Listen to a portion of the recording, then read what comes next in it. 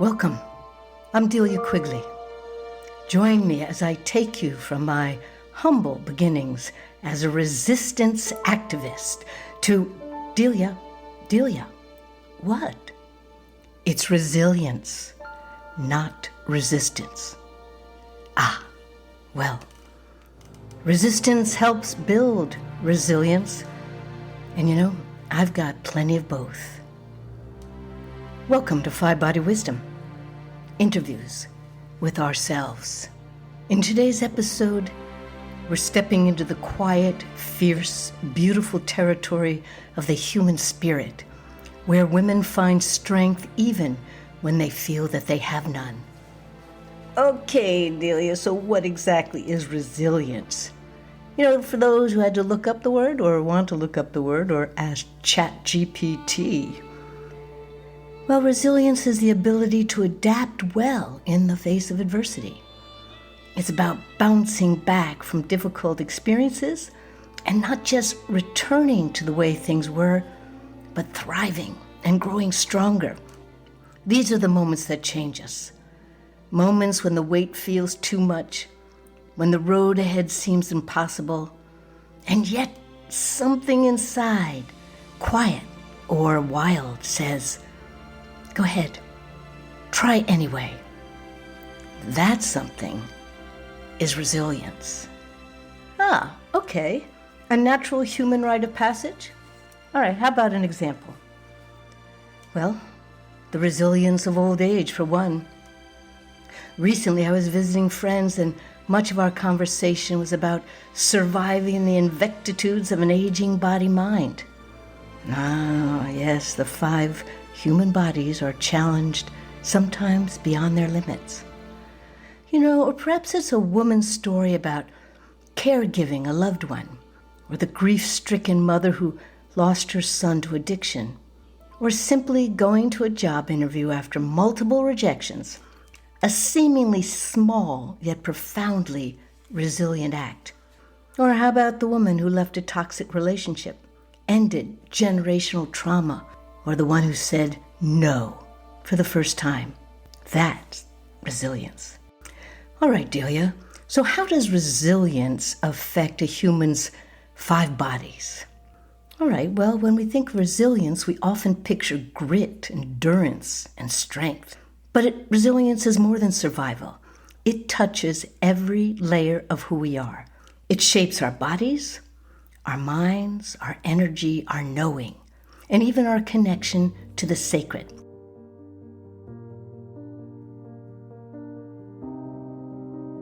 Caregiving is a journey of love, sacrifice, and unanswered questions. For me, it's also been a journey of deep healing. I have had many opportunities in my life. My twin brother Jimmy changed my life dramatically when I retired. This is my caregiving story, a deeply personal story of responsibility, resilience, and the struggles of loving someone through illness and addiction. As a Vietnam vet, Jimmy fought lung cancer and a heart attack. He was receiving care from the Tampa VA when he was evicted from his home. This was a sudden shift in my life, becoming his primary caregiver, navigating his medical needs and stepping into a role I did not expect. I had no idea the time involved in setting appointments, taking him to the VA, checking his medications, giving him his medications, and the myriad of tests for prostate cancer, lung cancer, brain nodules, T fracture, and recently from a fall, possibly a rib. The emotional weight of being responsible keeps me up at night. I have had long sleepless nights wondering if I was doing everything correctly. Did I give his meds correctly? Did the doctors take too long before treatment? The complexity of caring for someone with a history of alcoholism and smoking brings out all my codependencies. Luckily, I have a life partner who helps me on so many levels, both physically and mentally. Caregiving became more than just helping my brother because it became a way to heal from childhood trauma. It makes me feel so good that I'm no longer a powerless child, but a wise woman in my 70s. The unexpected emotional journey of reconnecting with my past and finding closures in ways I hadn't imagined by helping my brother. Caregiving isn't just about keeping someone alive. It's about learning what it means to truly care, even when no one is watching. That was Janet Bassett speaking her truth, her experience. You know, resilience is the banner every woman wears stamped across her chest. We adapt to the tragedies, the horror of war, the loss of a child, the brutality and humiliation of rape, to the loss of friends and mates. We adapt. And with each assault life sends us, we grow more resilient. We are able to understand another woman's pain. And this resilience must not be mistaken for resignation. No, the resilience of women is something special, a strength only women understand. Can men be resilient? Yes, of course. But their resilience comes with entitlement, while a woman's comes from struggle to survive in a man's world. I was about 24 years old. I had finished my first career. I had been the ballet dancer in Germany and had done all the performing and had a totally broken body and had ended up getting married and going to the Middle East, where I had to confront my identity of, if I'm not the ballet dancer, then who am I? I had this opportunity to study with Bill Williams at the Soma Institute for the fascial work that was developed originally by Ida Rolf. That program was another completely mind-blowing somatic reorganization. My body changed very radically. As my physical body transformed itself, my perceptions changed, given that our perceptions come forth from the way the body is experiencing itself within gravity and in the world. So I was at a sensory maximum. I could not take in any more information, and I was totally to the point of needing an escape just to go integrate all of this. I had an opportunity to travel with a friend to Maine and live in a little community. This was just like a perfect thing to be able to integrate all of this. There were a few people on this little street, and one was this woman that lived across the street. And she had been there for who knows how many years, at least 10 years, because we knew that she had been living there by herself after her husband had passed away. And she was a year-round resident there. What we found out was that this cottage, as with most of the cottages on this little street, they were built as summer cottages. In the fall, the water got turned off and everyone left. And the woman across the street was named Doris. She was there all year. And so my friend and I said, well, why don't we just stay through the winter? We can handle it. The difference was the cottage we were in was in no way insulated. It had no running water. It did have power, and we had a little propane stove and a pot-bellied stove that we fed with wood. The winter proceeds, and it turned into, a typical Maine winter where the temperatures were actually at 40 degrees below zero. We were able to survive by feeding that pot-bellied stove 24/7. Our whole existence became just survival, just taking care of ourselves. And the water, we had to walk down to the bottom of the hill to fill buckets with water from a hand pump and then carry them back to use for drinking, for bathing, for the toilets, for everything. And here's the deal. I have never in my life been healthier than I was that winter. My mind slowed down. My whole being was able to just be present. The old chop wood, carry water. I got to actually experience that. It's something that I still carry with me. But that's not the real story. The real story is about Doris across the street. This is the story about how we find our way in the world, how we sustain ourselves. One day when I was talking with her, collecting the cat, I asked her, I said, Doris, you've been here a long time. How do you find that sustenance? And she looked at me and she said, my husband, after he died, I didn't think that I could go on. I had no other place to go. I had no children and I had no family. I was just about ready to give up. And it was in the middle of a winter, one of these winters. Every morning I would take out some bird seed and I would place it outside for the chickadees. And every morning I would go back inside and I would watch these little creatures come and find this seed and find what they need in the midst of this harsh, brutal winter. And they would sustain themselves. And she said, that's when I realized, if a chickadee can do this, I can do it. That's the story right there of how it is we find sustenance, how it is we find the ability to go on by receiving the nurturance and the sustainability that is always there for us.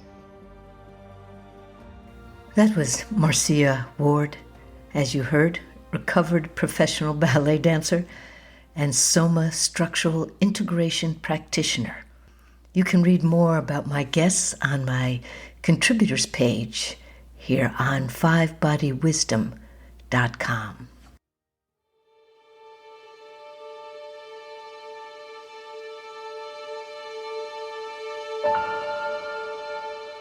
All right, Delia, it's story time. What do you have for us today?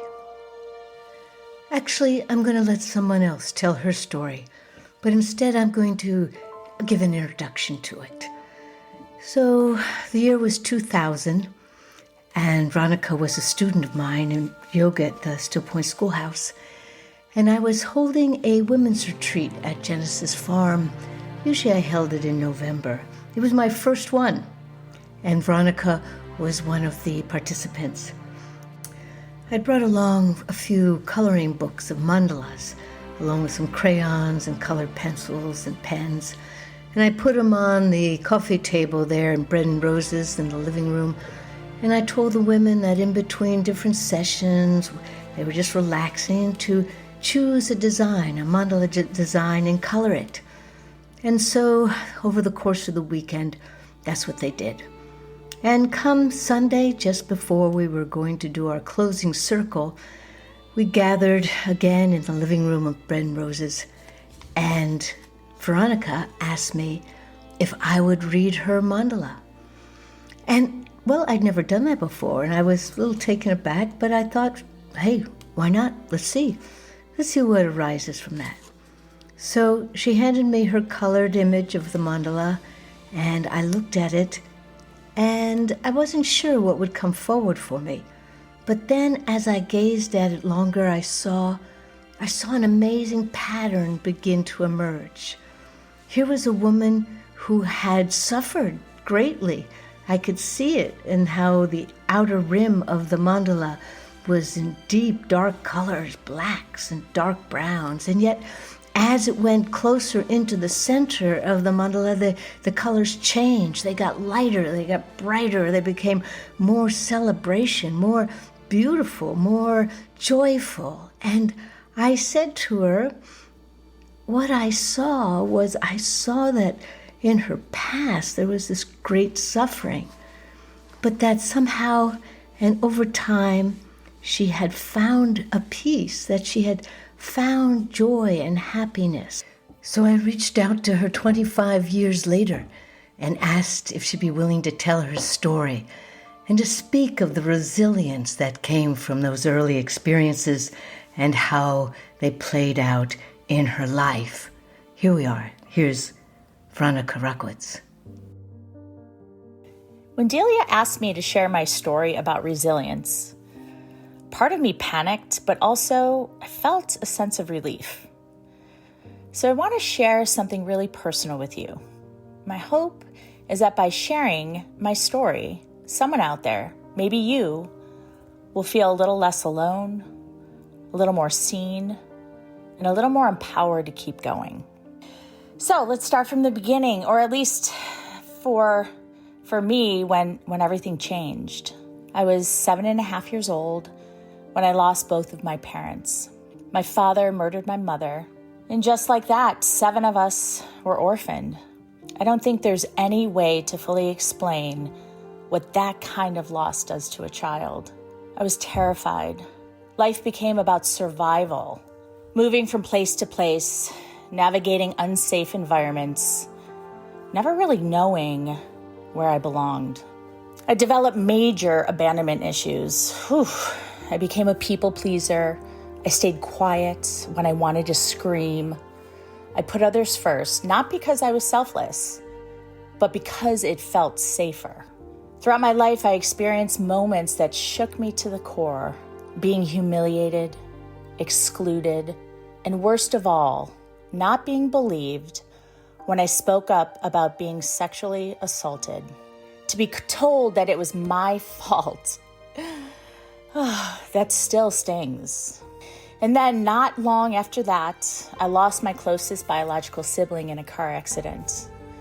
And that loss, it gutted me, but it also lit a fire inside me. That was the moment I realized that no one is coming to save me, that I have to fight for myself. But here's the thing, I was never truly alone.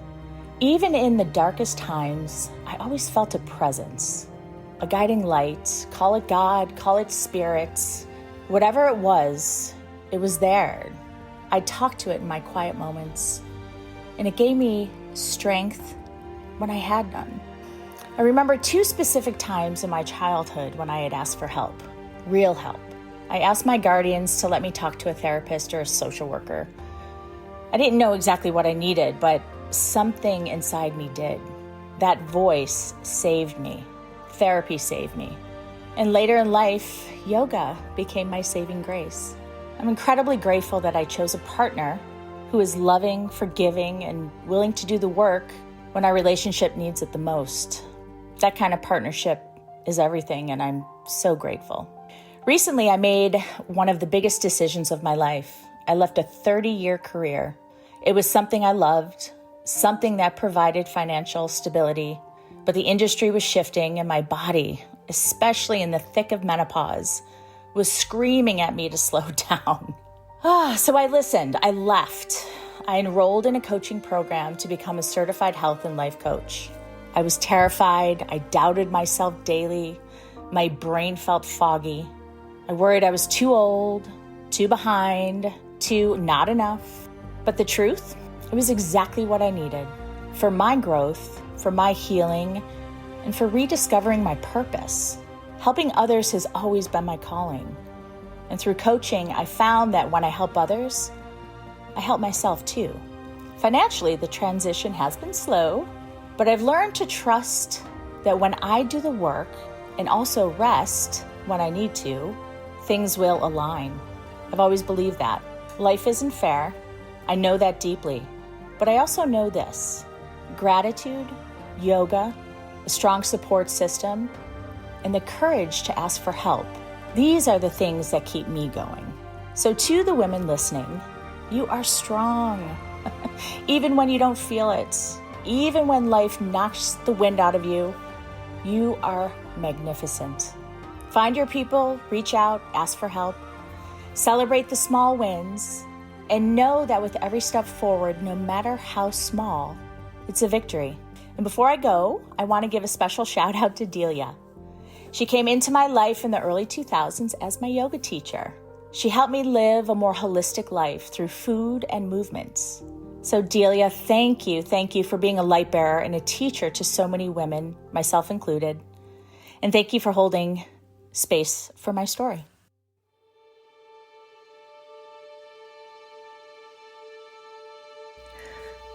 All right, so Delia, what exactly was your intention with this podcast about resilience?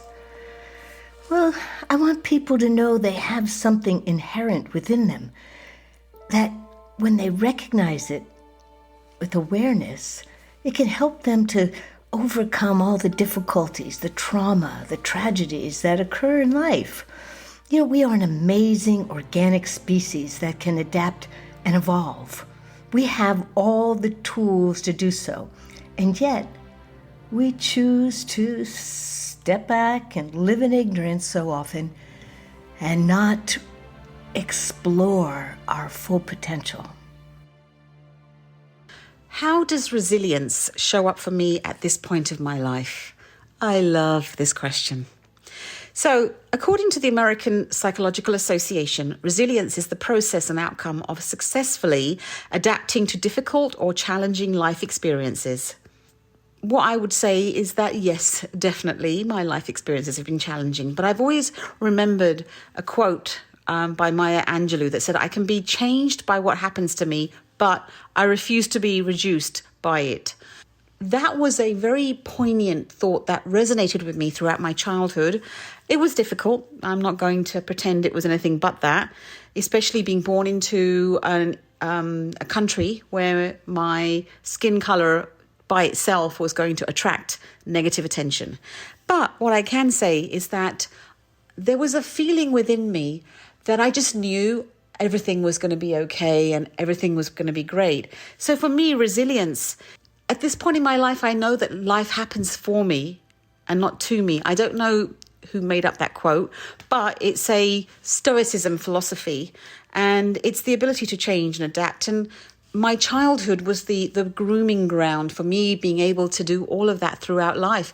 There's no way that I would have traveled the continents that I traveled with a backpack and a dream, with no financial support, on my own, navigating the oceans and the seas, meeting people. Anybody else would crumble in that. I mean, really, I must be crazy. I never thought about it. I just had a vision. I had a dream. So my internal ability to adapt and come up with ideas has never failed me, and continues to be like the phoenix rising from the ashes.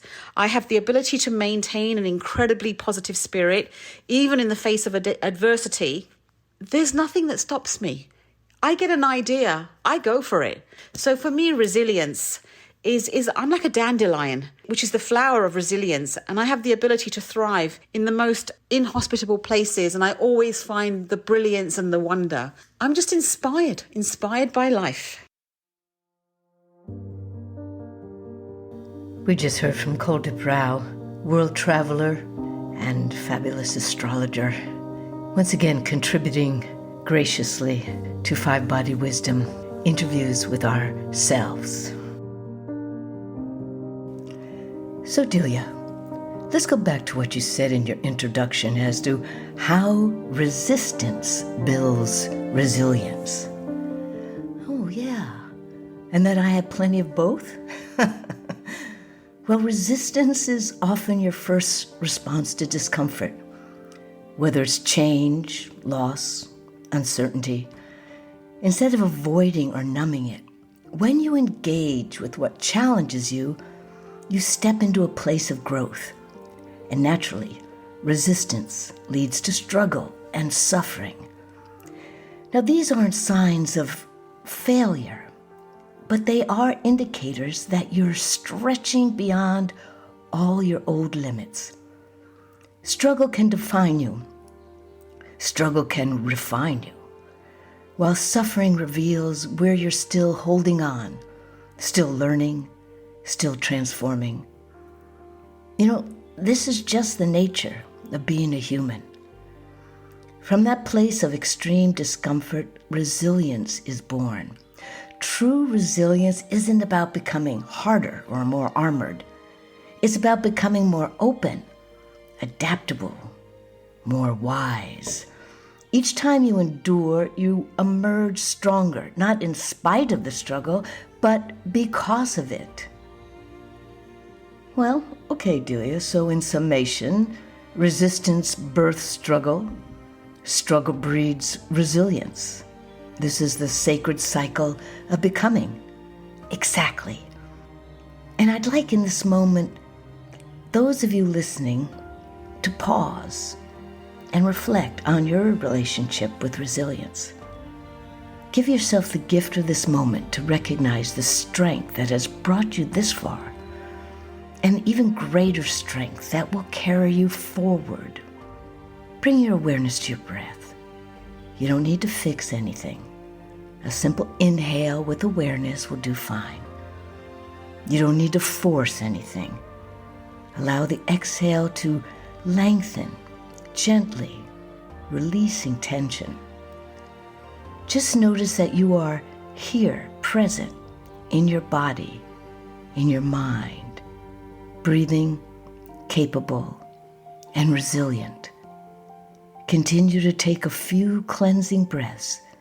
Get comfortable in your body. Clear your mind of thoughts and just sit with your feelings.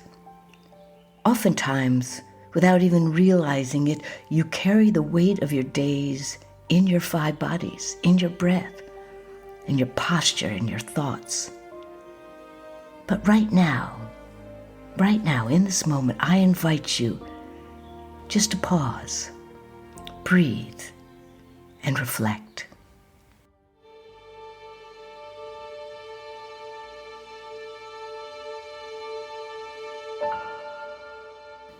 So, Delia, any final words for your listeners here today? Yes, I do. I want them to know that I created the Mindful Mandala cards as a labor of love. I knew that rather than get weighed down by the dark emotions, the struggle, the suffering we just talked about, the resistance that leads to our building resilience, that using the cards can shift you from that despair to a lighter joy, can shift you from the doubt to having faith in yourself and in your future, from the darkness that we suffer mentally to light, letting in the light into your mind, into your body. The Mindful Mandala cards were created as a tool to be used for any situation by anyone for whatever reason. They provide you an immediate action to shift a negative situation in a positive direction. I know, I've been there. And I've counseled countless individuals to move through their dark emotions and into a space of peace, love, and joy. All right, so Delia, would you like to tell the listeners where they can find those Mindful Mandala cards? Yes, of course, on my website, mindfulmandala.com. Check it out. Let me know what you think. And I wanted to thank my guests, Janet Bassett, Marcia Ward, Veronica Rockowitz, and Kuldip Rao, for taking the time to interview themselves and share it for all our highest good. I'm Delia Quigley. You've been listening to 5 Body Wisdom, interviews with ourselves. And that resilience that you have, it's always with you. Just remember, no matter what today brings. Thanks for listening. Until next time.